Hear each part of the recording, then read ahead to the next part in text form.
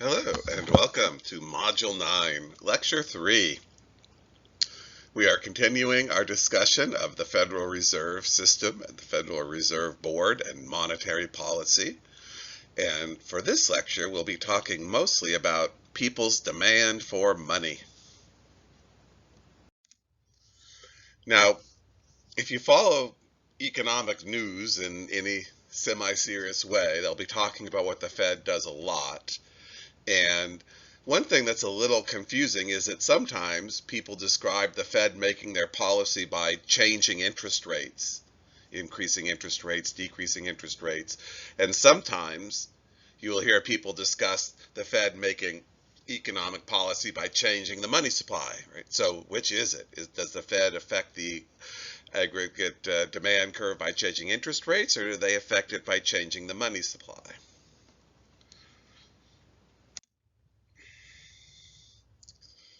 And to answer that, we have to get into discussing people's demand for money.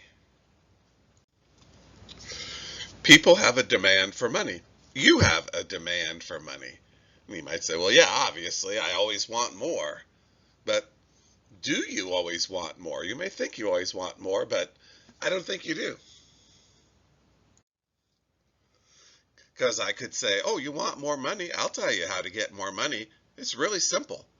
Whenever you get a paycheck, whenever you win a football bet, and you cash it and get cash, don't spend it. Put it in the closet. And if you do this for 10 years, you will have a pile of money like this on this slide in your closet. Now you say, but wait a minute, but I need to buy things. I need food, I need a computer, I need to pay college tuition.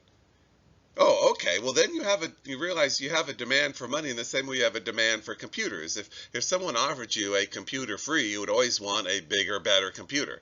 But when you actually have to give up something to get the computer, you often choose then to have much less of a computer in quality than you could afford if you put everything into getting more computers. And it's the same thing for money. There's a trade-off. To have more money means having less of other things. And if you value those other things more, you're going to choose to have more of those other things and less money. So when you get your paycheck and the purchasing power that it represents, what do you do with it? Well, there's three things you can do with it. One thing you can do is buy goods. Cash it, get the cash, go to the store and buy milk. So you can turn your paycheck into milk. Another thing you can do with it is you could invest it in an interest-bearing savings account. You could buy bonds, which, buy Ford bonds or U.S. government bonds, like we saw earlier in this class, where you loan money to the government. You could loan money to Ford and get Ford bonds. You could more simply, put in a savings account and earn interest there. Or the third thing you can do is hold it as money, right? Cash in the cookie jar. You're not earning interest, but you have the flexibility of spending it at will. Now you might notice there's a little bit of a complexity here in that when I say hold it as money in number 2, I said put it in your savings account. Well, if we're measuring money by M1, savings account is not money, but if we're using M2, your savings account is just another way of holding money. In that case, I'd say putting in your savings account would be a way of holding money, and then Ford bonds would be the interest-bearing account. But we're not going to worry about that technicality at the moment. We're just going to say you can do three things with your money. You can buy with your paycheck. You can buy milk. You can buy Ford bonds and put the bonds in your cookie jar, or you can cash the paycheck, get the cash, and put the cash in your cookie jar and hold it as money. Now, why would you do each of these three things? Why would you buy goods? That's obvious. You want them. Why would you buy bonds? Why do you want Ford bonds in your cookie jar? Because it's earning interest. So you can buy more a year from now than if you spent that cash now. And why would you hold money? Because it's the easiest way to purchase future goods and services. You have money in your wallet on the chance that you are going by a store and see something in the window you want to buy. And if you have a Ford bond in your wallet, you can't buy it. But if you have cash in your wallet, you can buy it. Money is the most liquid asset. It's the most convenient way of holding an asset to immediately purchase things.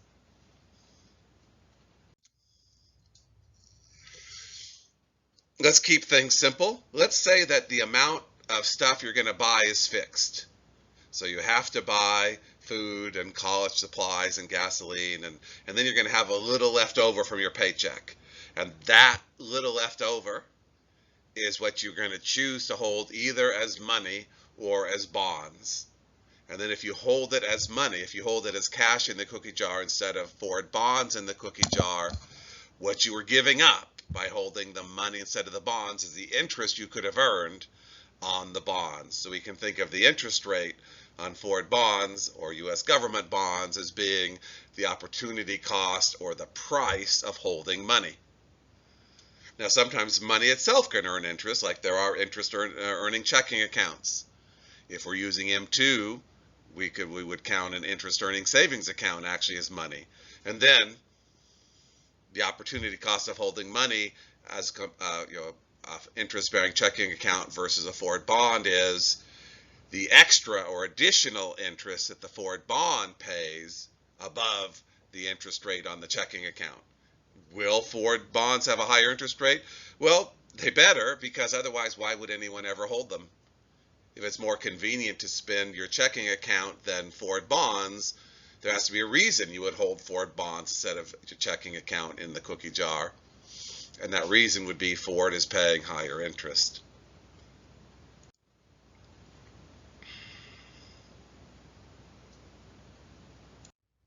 Now, if we think of the interest rate on Ford bonds as the price or the opportunity cost of holding money, we realize that the higher the interest rate is, the less money you will want to hold. Just like the higher the price of anything is, the less of it you want. Or we could also say the higher the interest rate on Ford bonds, the more Ford bonds you want to hold.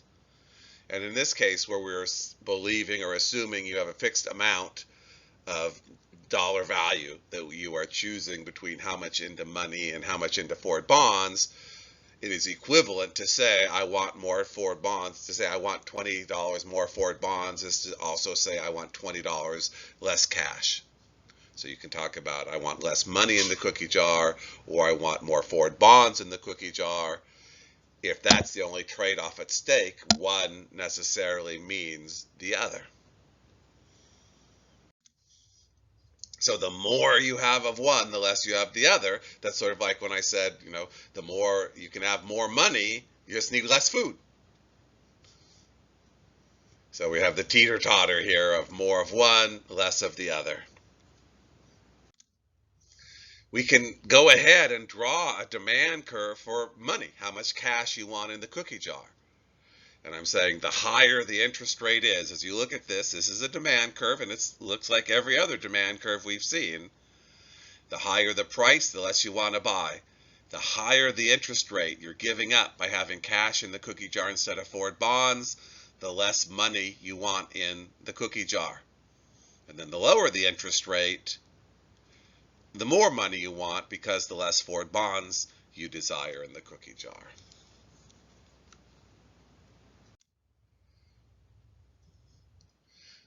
Now, what else affects your demand for money? How much cash you want in the cookie jar? I'm going to point out two things. Expected inflation. Suppose I were to tell you that next month everything in Albertsons and every store is going to double in price. How do you respond to that? Well, if you think it through, you probably should want to respond by, if you have a lot of cash in the cookie jar, you realize when all prices double, that cash will only be able to buy half as much stuff. It will lose a lot of its value. Hey, we have a name for that. We call it the wealth effect. And the solution to the problem that in a month all the cash in the cookie jar is going to lose value is to get the cash out of the cookie jar, and whatever you've been thinking of buying, go buy it now before it doubles in price. So because when prices double, cash in the cookie jar loses half of its value, you want less cash in the cookie jar. We see that the higher you expect inflation to be, The more you expect prices to rise, the less cash you want to hold.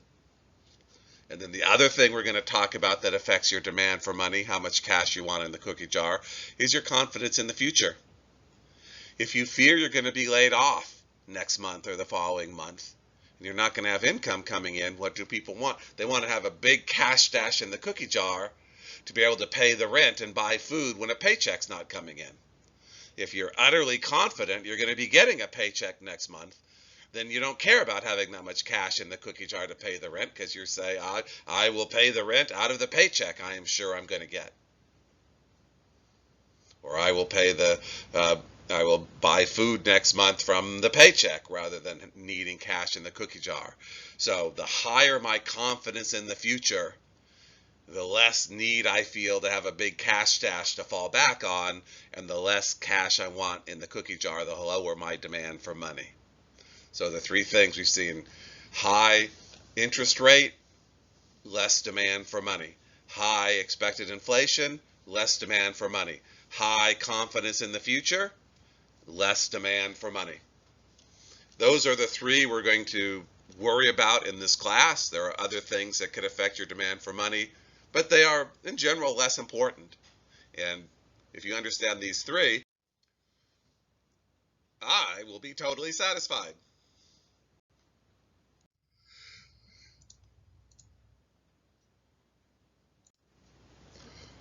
One thing that's odd here, at least sounds odd if you don't understand it properly, it sounds weird to say people can think they have too much money. If you were talking to a friend, said, "What you learn in macroeconomics today?" and you said, "Well, I learned that I could have too much money," they're going to think your instructor is crazy. But that's because in normal conversation, we interchangeably use the word money as an idea for income. Nobody would ever want less of an income. Nobody would ever come in and demand their boss cut their salary. But we're assuming that your income is fixed. The size of your paycheck is fixed.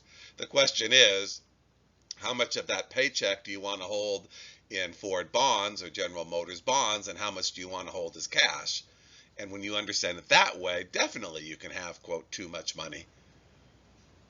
If you read that Ford bonds, or in the slide here it says General Motors bonds is paying 100% interest, you think, man, what a great return. And you go look in your cookie jar and it's filled with cash and no General Motors bonds. You say, I have too much money and not enough General Motors bonds, so you take some of that cash and go buy General Motors bonds. And then now that's better. I look in the cookie jar, it's filled with General Motors bonds and only a little cash. Now I'm happier, I have less money, but more General Motors bonds. Not, I just took the money out and burned it, so now I have less income.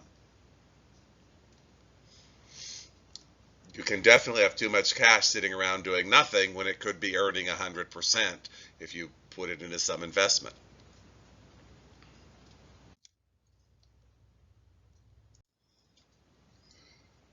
Same thing that if you expect inflation to be 100% next month and you look in your cookie jar and you see it's filled with cash, you better say, I have too much money.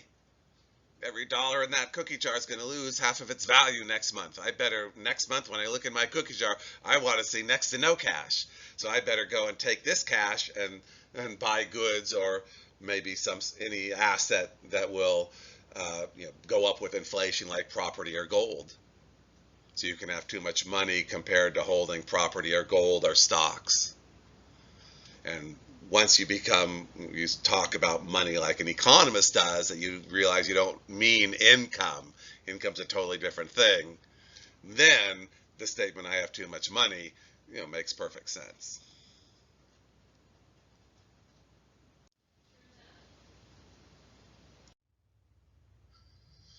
This finishes our discussion of the three main things that make us want more or less money. So this is a convenient stopping place, and we'll continue this discussion in the next lecture. But before I do that, I want to show you this little memory trick here that you might remember. So what affects our demand for money? Interest rates, expected inflation, confidence in the future. Notice that the way that they work is, when you have less of these things, people want more money. And when there's more of each of these things, people want less money. So it's an inverse relationship. So lower interest rates, people want more money in the cookie jar. Lower expected inflation, more money in the cookie jar. Lower confidence in the future, more money in the cookie jar. Whereas with higher interest rates, they want bonds in the cookie jar instead of cash. Higher inflation, they want to quick spend their money before it loses value sitting in the cookie jar. Higher confidence in the future, I don't need a big cash stash to pay expenses if I get laid off. I'm not going to. So if you can remember, less of the three things means people want more money, and vice versa, then you can remember how they work. All right. So I'll see you at the next lecture. Until then, take care.